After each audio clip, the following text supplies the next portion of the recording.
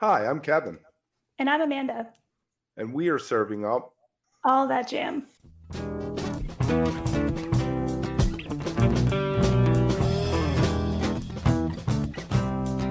All That Jam, Quick Hit. Getting Deep with Joel Sarakula.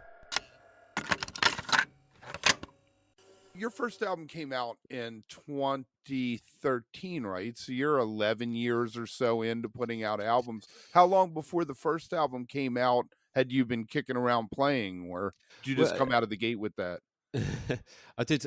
I guess I had done my apprenticeship for like 10 or 12 years, even playing a lot of covers gigs, kind of residency kind of things, where I'd sit in clubs for like a month or whatever, and go down and play piano bars, cruise ships. I did all sorts of stuff, man. Weddings. But I also in the 2000 the noughties, whatever you call them, like that era, before I released my first album. I kind of also did release a couple of Australian only sort of albums as well, like in 2008, well, Okay. even 2003 even, but literally only 200 people have heard that one.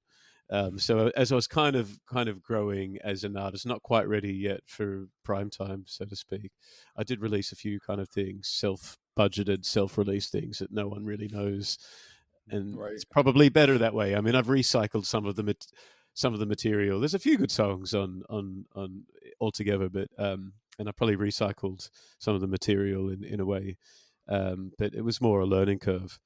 Right. And then I moved to London 2010, and I like to think that's when my career really began. Right. Do And then, you yeah. feel like do you feel like there's a progression to your songwriting over the arc of your career? Yeah, definitely. There's a progression and a regression. There's an evolution and a devolution. It's like, one step forward, two steps back. It's the same. It's always the same, isn't it? Yeah. Like the first thing I liked, I had some really peculiar tastes when I was growing up, and my first passion when I was 8 or 9 years old. I don't really know if 9-year-olds can have passions, but was jazz, and like this really kind of this really not trad jazz, but a very old, like really old school kind of Technicolor version of jazz, like Duke Ellington, Right. um, Errol Garner. Really, it's actually really appealing to children. That like Duke Ellington was like in the kind of when in his breakout years, so to speak, like in the 40s. They're like pop songs. They're kind of 3 minute songs, and they got really catchy hooks. Louis Armstrong, same Louis thing. He was Armstrong, yeah. irresistible. I loved that. I love the whole era of jazz, of like the kind of 30s, 40s, 50s jazz. As like a 9-year-old, yeah, I really ate it all up. And they were kind of singles, and I didn't quite get the more sophisticated kind of stuff until much later, of course. Um, and orchestral jazz, let's call it. I really loved all that. And then when I was like a young adolescent, I kind of got into the Beatles and the Beach Boys, and a lot of English bands, I guess, and the Kinks and Small Faces, that kind of the mods kind of era, really loved, and kind of early punk as well.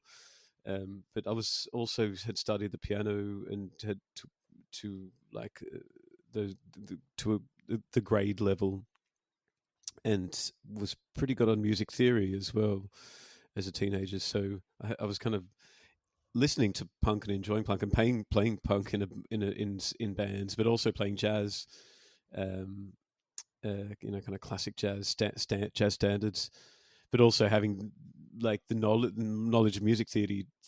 Sorry, the knowledge of music theory to write for orchestras if I wanted. So there were like a lot of strands to what I was interested in, and maybe it Right. was just tough for me to pick out what I wanted to do. And then I for about for a long time, 5 6 years, I kind of, like I said, I drifted around a lot and played a lot of residency gigs, clubs, and was in the States a lot as well. That was from the 2000s, and cruise ships. And then and I sort of had released my own material through that time, but then I realized I needed to be a bit more serious about it. And so the development of my long-winded way back to the beginning of the question was, even though I had all that knowledge of really peculiar interests and tastes, and kind of able to reproduce it as well in terms of like classic jazz, orchestral writing, kind of basic sort of punk, like that first wave punk kind of stuff I really loved as well, and mod music. I don't think everything I did through my 20s, I don't really like any. I don't think I couldn't really quite write a great song. I don't think I can write a great song now. I don't want to be that bold to say that, but I definitely couldn't in my 20s. I just had no idea. That's a really particular skill, to be a great songwriter, and you can have You have all some the good hooks. influences, and you can be really able and technical and play every instrument. You might not necessarily be able to write a great song, though. It's just such a kind of interesting thing, songwriting. And I guess that was what the covers gigs were like. My years out in the wilderness, I kind of, by the end of that, I kind of knew all up and down through every pop song and the structures, and I tried to push the boat out a little bit and play some Steely Dan stuff as well at some of these covers gigs until they told me to shut up. And but I kind of got to learn through that, I think, what makes a song tick. Which I couldn't really, even as a teenager, get my head around for most of my 20s. But songwriting is just a really peculiar skill to have. Right. No, go ahead. It's just hard, it's hard to pin it down. It's like I feel I released my first 3 albums, which no one has really ever heard. It's not great material, but I had a lot of ability and a lot of knowledge, but I just couldn't quite work out the structure of a great pop song and how emotionally it should connect with the listener and all these kind of these things which you need to really know about and how to do, even if it's just instinctive or subconsciously. And I couldn't get there. Right. Do you feel like with Companionship you kind of got it more? I think the first, like with the Golden Age, is my first record that I'm proud of, which is the reason why you can go on Spotify and still hear it now, because I think I was finally onto something there. I'm not saying I'm a great songwriter or anything, but I did release 3 whole albums before that, and plowed a lot of money into them, and you can't really hear on Spotify or anywhere. So I think the Golden Age was sort of the end of the apprenticeship in a way, and that was what helped me a lot. Probably, or who helped me a lot was David Skeet, who produced that. I didn't. I didn't produce that album, so that was, again, you kind of need. You can be very able and have learned a lot and be self-taught, but sometimes it's good to be with just another great artist or producer or songwriter, and they're going to unlock a few secrets of songwriting with you, which you can't really learn from a music course or university or even YouTube videos or whatever. Sometimes it's that you got to be with a good songwriter or a great producer or whatever. Yeah, I always it makes me think of a certain guitar player with a certain band named Fish, and he writes some really great songs. But when left to his own devices, sometimes you're like, dude, you needed an editor. You needed somebody to come in and say, let's pare this down, let's alter this lyric, kind of thing. I'll probably get shot because a lot of people are Fish fans, but I don't think Fish fans shoot anyone. They throw glow sticks at me. Yeah. Probably. It's like shooting fish in a barrel. They're non-violent provocateurs. Right. Fish fans. I think you're fine. But that's so, having somebody come in oftentimes can help you revision it, because I've asked a lot of musicians this. I'll ask you, how do you know when a song's done? Yeah, that's a good question. It's like I've got things kicking around in my mind that have been there for 15 years, and I haven't found the right vehicle for them or the right album. I work with a lot of other artists as well, like more and more, especially the last few years where I'm producing other artists. And I know I've still got bits, and like I said, I've got 3 albums which are mostly unknown to my listening public, and I'm like, sometimes thinking of, maybe I can recycle the best bits of that song. So there's that as well. Apart from knowing when a current production or current song is finished, you've got other ones from from way back still swimming around your head. Well, that's the way I work. But yeah, Right. I don't know really when a song is done. I generally write music before I write lyrics, although some of the best things have come simultaneously. But I could never sit down and write a whole lyric every single verse and the bridge as I'm writing the music. That just I wouldn't do that. But I also don't think anyone in the jazzy soft rock world would ever do that because the music's just so complex as well. Right. You know, maybe Dylan can write a song all in one go with all the lyric perfectly formed, but there's three Before he chords. gets out of bed.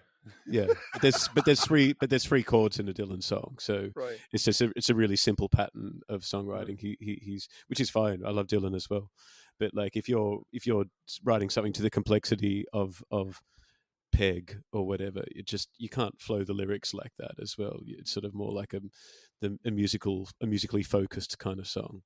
Right. Now, does personality come into that? Because I think of Annie DeFranco, the way she writes songs is, I don't think anybody else could write songs and get away with singing them like she does. It's like so attached to who she is.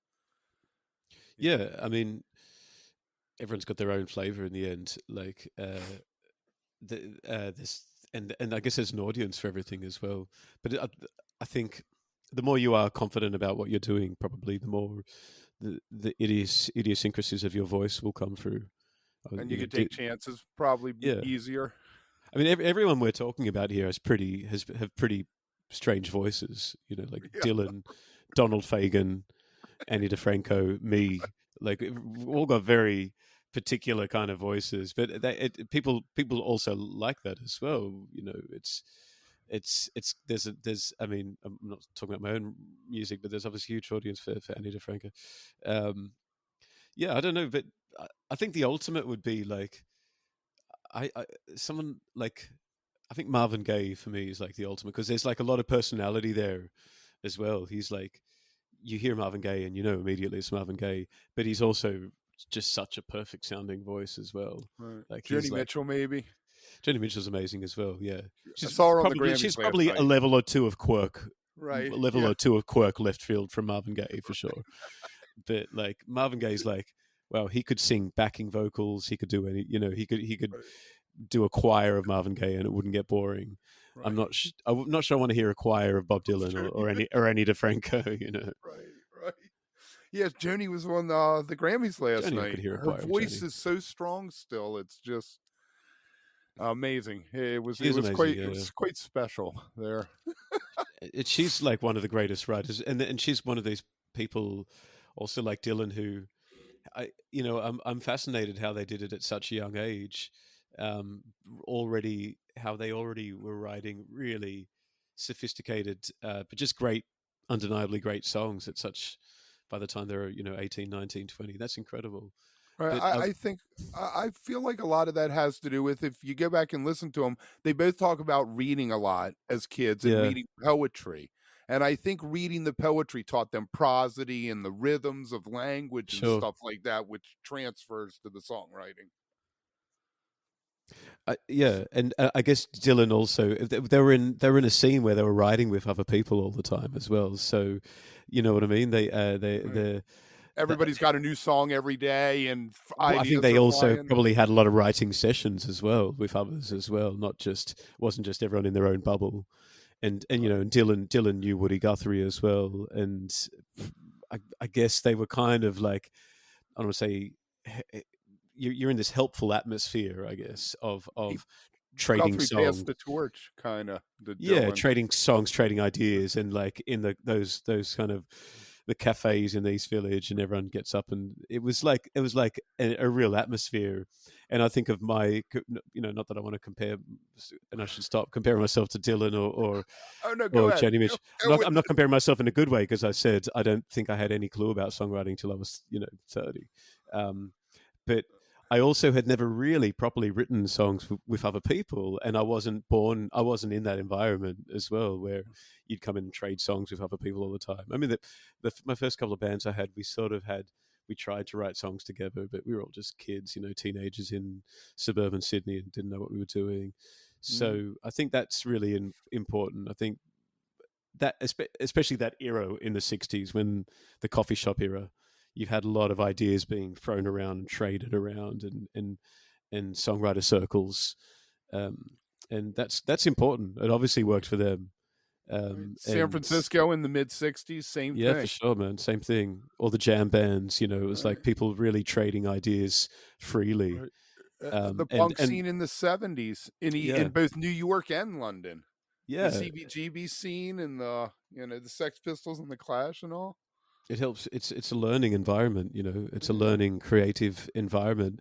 And as I was saying before, the first album that I'm proud of, I had a producer with that who was really kind of like helping me along it, and I'd also worked with another songwriter in Sydney the year before that, where he had sort of helped me edit a bunch of my material, and I should probably thank them more often as well. Right. That it like and maybe before that I'd been too proud to like kind of do too much co-writing, or didn't really understand or see the value in it.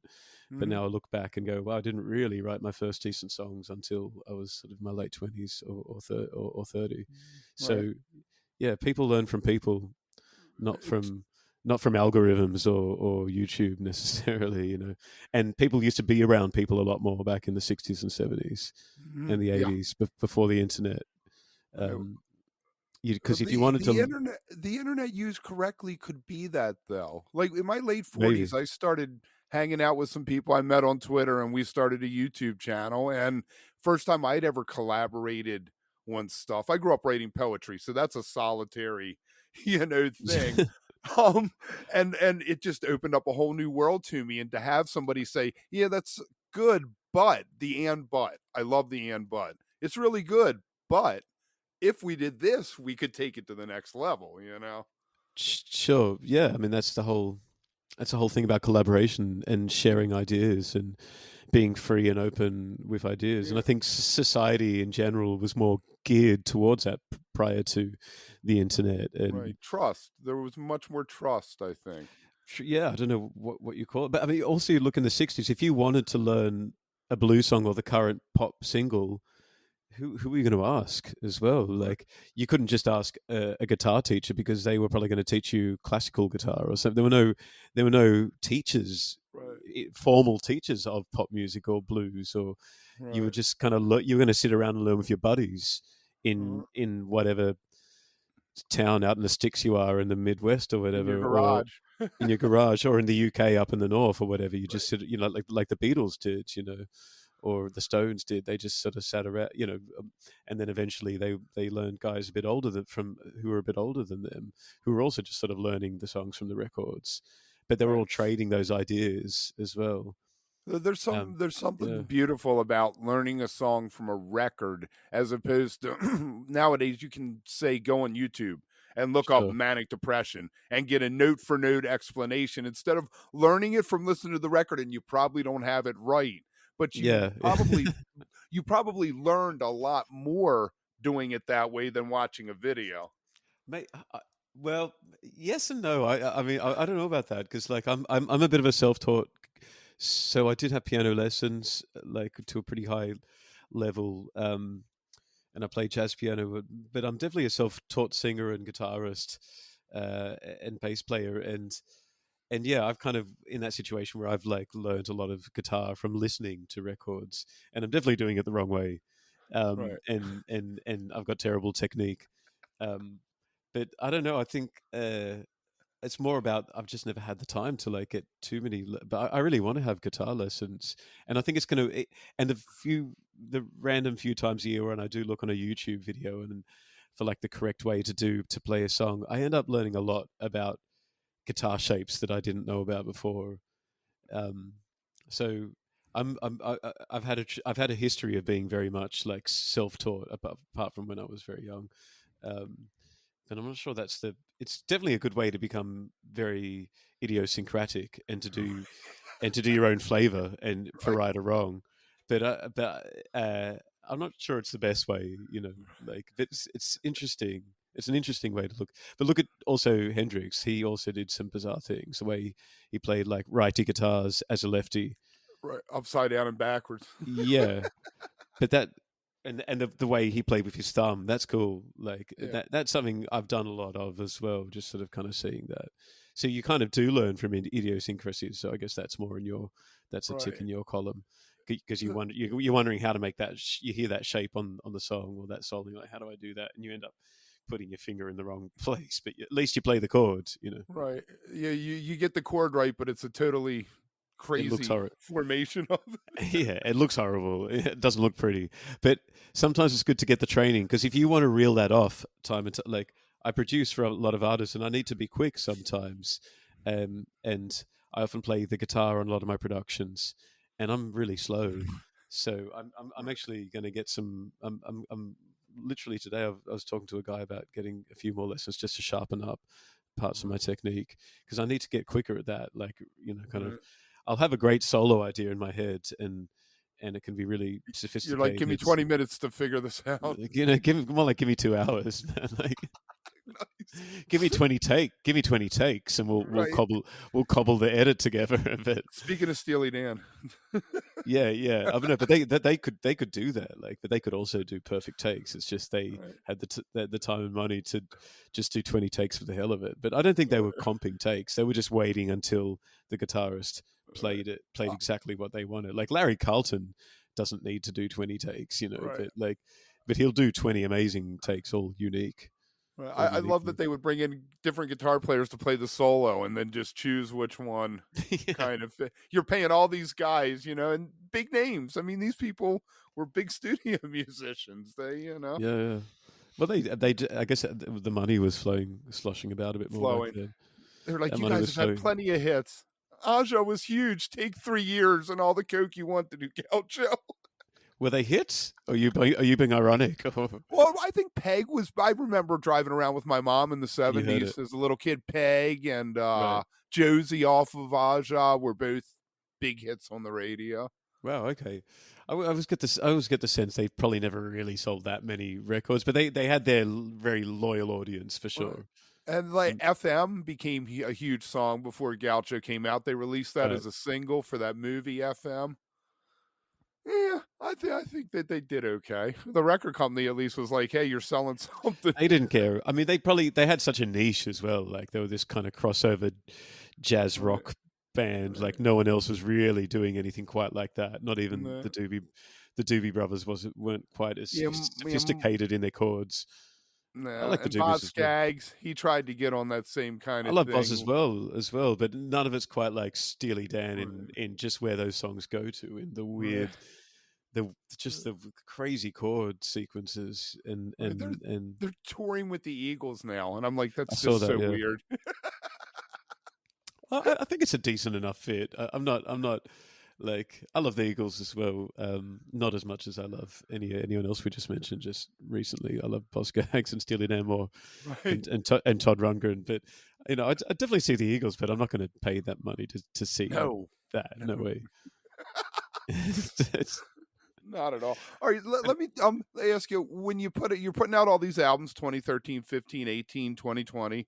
Well, I guess not 2020, but did you tour behind them? it's- Did you have a band? I did actually release an album 2020. That was Companionship. Okay. I've always toured my music. Even 2020, we did a very short tour. I played in Hamburg, and Brussels, a festival in Brussels, in Belgium, and then like an outdoor concert in Hamburg. This is in August 2020. They were pretty much the only two shows I played for Companionship in a way. Everyone in Hamburg were like, the owner of the club's like, you're the only international artist that's playing in Hamburg this summer for sure. You're the only one. Like, 'cause it was only, and he even meant not even other European acts were playing in Hamburg. And there's free borders in Europe, Right. for the most part, with the Schengen Agreement. It's like the Yeah. States. You can drive from, whatever you call it, New York State to Massachusetts, Pennsylvania or something, right? yeah, without any border checks usually. But he said there were no other I was the only non-German artist to play that August. So I love touring. Basically, long story short, nothing's going to stop me. Nothing's going to stop me. Not even a worldwide pandemic from playing gigs. And yeah, I did play those albums a lot, all of them. And I kind of focus more on main cities now because I guess I've built up a bit of my audience. It's pretty niche. They're not big venues, but I do have a bit of an audience where I can go back to like Berlin, Paris, Madrid, Barcelona, Hamburg, like kind of the biggest sort of European cities, London, of course, and then eventually, I'd like to actually tour the States. I was going to say, do you look across over at the United States and be like, I'm conquering you?